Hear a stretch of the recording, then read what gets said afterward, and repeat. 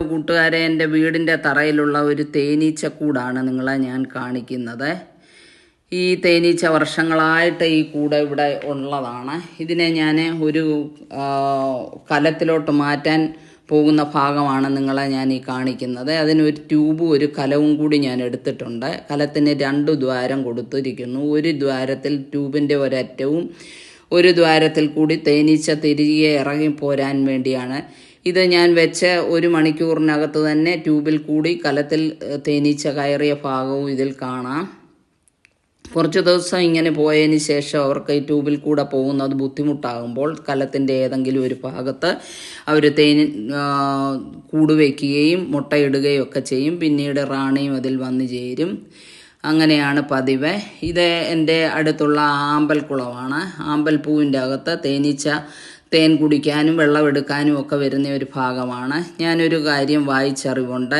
ഈ തേനീച്ചകൾക്ക് 2 മാസത്തെ ആയുസ്സേ ഉള്ളൂ. ഇവരെ കൂട്ടിലൊന്നും മരിച്ചു വീഴുകയില്ല എന്ന്.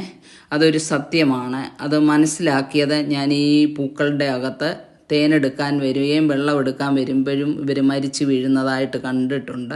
അങ്ങനെ ഒരു ഭാഗം കൂടി ഞാൻ ഈ ചിത്രത്തിൽ നിങ്ങളെ പരിചയപ്പെടുത്താം.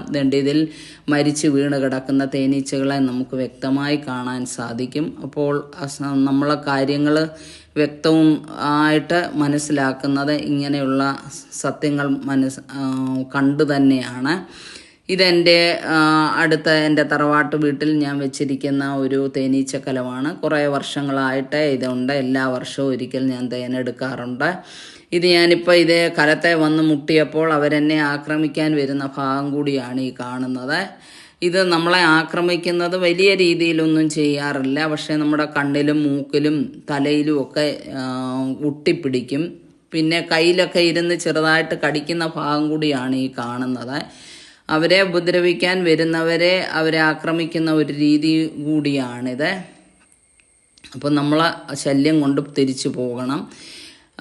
അതുപോലെ അവിടെ തന്നെ ഉള്ള ഒരു ബോക്സാണ്. ഈ ബോക്സിൽ ഞാൻ 2 അറ കൊടുത്തിരിക്കുന്നു. ഒരു അറയിൽ അവർ പൂമ്പൊടിയും മുട്ടയും ഇടും. ഒരറയിലാണ് തേൻ ശേഖരിച്ച് വയ്ക്കുന്നത്. ഞാൻ എല്ലാ വർഷവും ഒരിക്കൽ തേൻ എടുക്കാറുണ്ട്. ഞാൻ എൻ്റെ കാര്യങ്ങൾ നിങ്ങളെ ഷെയർ ചെയ്തിരിക്കുന്നു.